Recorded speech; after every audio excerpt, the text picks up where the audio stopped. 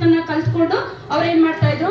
ಈಗ ನೀವೆಲ್ಲ ಬುಕ್ಗಳಿದೆ, ನಿಮ್ಗೆ ಪೆನ್ಗಳಿದೆ, ಬುಕ್ಗಳಿದೆ. ಆವಾಗ ಅವ್ರು ಹಾಗಲ್ಲ, ನೆಲದ ಮೇಲೆ ಬರಿಬೇಕಾಗಿತ್ತು, ಮರಳ ಮೇಲೆ ಬರಿಬೇಕಾಗಿತ್ತು.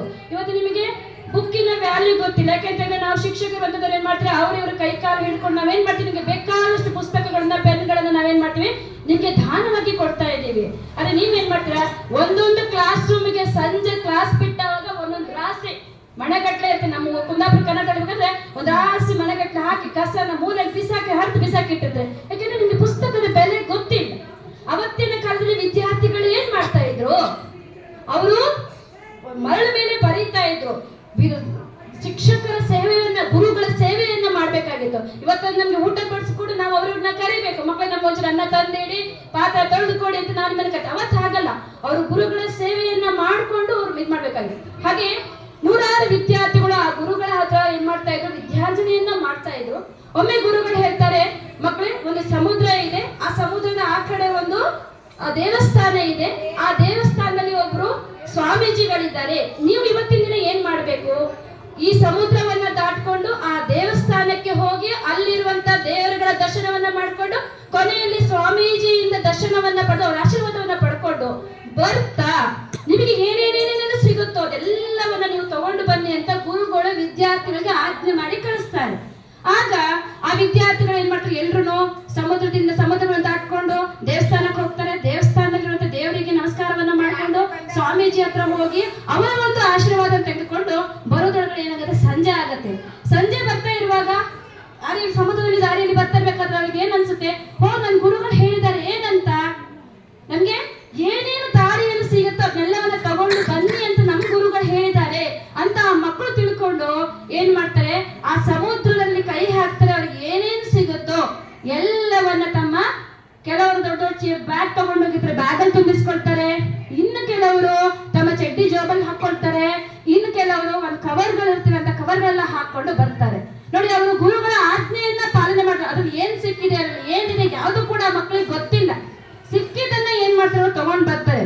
ನಿಮಗೆ ನಾವು ಪ್ರತಿನಿತ್ಯ ಹೇಳ್ತೀವಿ, ಮಕ್ಕಳ ಹೋಮ್ ವರ್ಕ್ ಮಾಡ್ಕೊಂಡ್ ಬನ್ನಿ. ಎಲ್ಲಾ ಟೀಚರ್ಸ್ ಕೂಡ ಹೋಮ್ ವರ್ಕ್ ಇರ್ತಾರೆ. ಬಟ್ ನೀವೇನ್ ಮಾಡ್ತೀರಿ, ಅದನ್ನ ಮನೆ ಸಂಜೆ ಹೋಗ್ತೀರಾ, ಬುಕ್ ಅನ್ನ ಬಿಸಾಕ್ತೀರಾ. ಯಾಕಂದ್ರೆ ಟೀಚರ್ಸ್ ಬಗ್ಗೆ ನಿಮ್ಗೆ ಏನಿಲ್ಲ, ಪ್ರೀತಿ ವಿಶ್ವಾಸ ಇಲ್ಲ. ಅಂದಿನ ಕಾಲದಲ್ಲಿ ಏನ್ ಮಾಡ್ತಾ ಇದ್ರು, ಅವರು ಗುರುಗಳ ಬಗ್ಗೆ ಅತಿಯಾದ ಪ್ರೀತಿ ಇತ್ತು, ಅವ್ರ ಬಗ್ಗೆ ಗೌರವ ಇತ್ತು. ಹಾಗಾಗಿ ಅಂತ ಸಂಜೆ ಹೊತ್ತಲ್ಲಾದ್ರೂ ಕೂಡ ಮಕ್ಕಳು ಏನ್ ಮಾಡ್ತಾರೆ, ಸಮುದ್ರದ ಮಧ್ಯದಲ್ಲಿ ಏನೇನ್ ಸಿಕ್ತೋ ಏನೂ ನೋಡಿಲ್ಲ, ಅವ್ರ ಕೈಯಲ್ಲಿ ಏನ್ ಸಿಕ್ಕಿದೆ ಏನೂ ನೋಡಿಲ್ಲ. ಬರ್ತಾರೆ, ಬರುವಾಗಕ್ಕೆ ಆಶ್ರಮವನ್ನು ಸೇರೋ ಹೊತ್ತರೊಳಗೆ ಅದೇನಾಗುತ್ತೆ, ಸಂಜೆ ಆಗಿರುತ್ತೆ. ಆನಂತರ ಆ ಮಕ್ಕಳು ಏನ್ ಮಾಡ್ತಾರೆ, ಅದನ್ನ ನೋಡಕ್ ಹೋಗಲ್ಲ, ಅವ್ರು ಏನ್ ತಂದಿರೋದು ನೋಡಕ್ ಹೋಗಲ್ಲ. ಮಾರನೇ ದಿನ ಎದ್ದು ಗುರುಗಳ ಹತ್ರ ಗಡಿಬಿಡಿಯಲ್ಲಿ ಹೋಗ್ತಾರೆ. ಅಲ್ಲಿ ಹೋಗಿ ಅವ್ರು ಏನೇನ್ ತಂದಿದ್ದಾರೆ ಅಂತ ಅವರು ಗಮನಿಸಿದಾಗ ಏನ್ ಸಿಕ್ತು, ಸಮುದ್ರದಲ್ಲಿರುವಂತಹ ಮುತ್ತು ರತ್ನಗಳನ್ನ ಅವ್ರು ಎತ್ಕೊಂಡ್ ಬಂದಿದ್ರು. ಇಲ್ಲಿ ನೋಡಿ ವ್ಯತ್ಯಾಸ ಇದೆ. ಸುಮ್ಮನೆ ಕತೆ ಹೇಳಿಲ್ಲ ನಾನು. ಕೆಲವರು ಬೇಕಾದಷ್ಟು ತಗೊಂಡ್ಬಂದ್ರು, ಒಂದು ಚೀಲ ತುಂಬಾ ತಗೊಂಡ್ಬಂದ್ರು. ಇನ್ನು ಕೆಲವರು ಒಂದು ಕವರಲ್ಲಿ ಎಷ್ಟಿತ್ತು ಅಷ್ಟು ತಗೊಂಡ್ಬಂದ್ರು. ಇನ್ ಕೆಲವರು ಜೇಬಲ್ಲಿ ಇಟ್ಕೊಂಡ್ರು. ಇನ್ನು ಕೆಲವರು ಅಯ್ಯೋ ಇದೇನು ಮಣ್ಣು ಕಲ್ಲು ಅಂತ ಏನ್ ಮಾಡಿದ್ರು, ಎಲ್ಲ ಏನ್ ಮಾಡಿದ್ರು, ಕೈ ಸಿಕ್ಕಿದನ್ನ ಬಿಸಿಲಾಕಿ ಬಂದ್ರು. ಹೌದಾ? ಯಾಕೆ ಈ ಉದಾಹರಣೆ ಕೊಟ್ಟೆ ಅಂದ್ರೆ ನಾನು ನಿಮಗೆ ಕೊಟ್ಟಿರೋದು ಈ ಉದಾಹರಣೆ. ನಮ್ಮ ಶಾಲೆಯಲ್ಲಿ 350 ಮಕ್ಕಳು ವಿದ್ಯಾರ್ಥಿಗಳು ಮಾಡ್ತಾ ಇದ್ದಾರೆ. ಎಲ್ಲಾ ಶಿಕ್ಷಕರು ಕೂಡ ಎಲ್ಲಾ ತರಗತಿಗಳಿಗೆ ಹೋಗಿ ಎಲ್ಲಾ ವಿದ್ಯಾರ್ಥಿಗಳಿಗೆ ಒಂದೇ ರೀತಿಯ ಪಾಠ ಮಾಡ್ತಾ ಇದ್ದೀವಿ. ಇಲ್ಲೇನಾಗ್ತಾ ಇದೆ, ಕೆಲವು ವಿದ್ಯಾರ್ಥಿಗಳು ತಮಗೆ ಬೇಕಾದಷ್ಟನ್ನ ಏನ್ ಮಾಡ್ತಾರೆ, ತಗೊಳ್ತಾರೆ. ಕೆಲವರು ಮಧ್ಯಮ ವರ್ಗದ ಮಕ್ಕಳು ತಮ್ಗೆ ಎಷ್ಟು ಇರುತ್ತೋ ಅಷ್ಟು ತಗೊಳ್ತಾರೆ. ಇನ್ನು ಕೆಲವರು ಅಯ್ಯೋ ಕಲ್ತು ಉದ್ಧಾರ ಆದವ್ರು ಯಾರು ಇರ್ಬೇಕು ಅಂದ್ಬಿಟ್ಟು ನೀವೇನ್ ಮಾಡ್ತಾರೆ, ನೆಗ್ಲೆಕ್ಟ್ ಮಾಡ್ಬಿಟ್ಟು ಒಂದ್ ಅಕ್ಷರನೂ ಕಲಿಯೋದಿಲ್ಲ. ಬಂದಂತ ಅಧಿಕಾರಿಗಳು ನೀವು ಪಾಠನೇ ಮಾಡಿಲ್ಲ ಅಂತ ನಮ್ಮ ಮೇಲೆ ಗೂಬೆ ಕೂರ್ಸ್ಕೊಂಡು ಹೋಗಿರ್ತಾರೆ. ತಪ್ಪು ಯಾರದಿಲ್ಲಿ, ನಮ್ದ ನಿಮ್ದ? ನಿಮ್ದು. ಕೊಟ್ಟಿರುವಂತ ಈಗ ಒಳ್ಳೆ ಕಲಿತಾರಂತ ಸರ್ಗಳೇನಾದ್ರೂ ಹೋಗಿ ಟೀಚರ್ಸ್ ಯಾರು ಹೋಗಿ ಆ ಮಗುಗೆ ಸಪರೇಟ್ ಆಗಿ ಏನಾದ್ರು ಕಲಿಸ್ತಾ ಇದಾರ, ಅಲ್ಲಿ ಕಲಿಸ್ತಾ ಇದಾರಾ? ಇಲ್ಲ.